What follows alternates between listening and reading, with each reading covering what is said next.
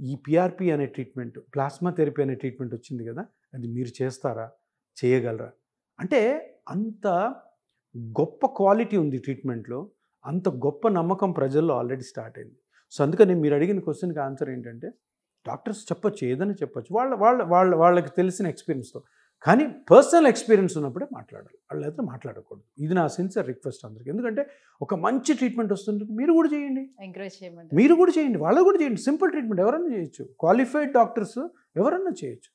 Orthopaedic doctor అవ్వచ్చు, anaesthesia doctor అవ్వచ్చు, pain specialist doctor అవ్వచ్చు. మంచి జరుగుతుంది కదా, మంచి జరుగుతుంది. దీనివల్ల కాంప్లికేషన్స్ లేవు. హ్యాపీగా అందరు చేయండి. దీని నెగిటివ్ గురించి మాట్లాడడానికి అవసరం లేదు. పేషెంట్ అడుగుతున్నప్పుడు అందులో. సో అంటే ఓకే, సర్జరీ ఎట్లాగూ ఉంది, లాస్ట్ రిసార్ట్గా పెడదాం.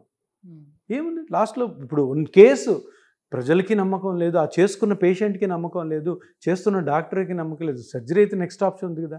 సర్జరీ అయిపోయినాక నొప్పి వచ్చింది అనుకో, ఎవ్వరు ఏం చేయలేరు.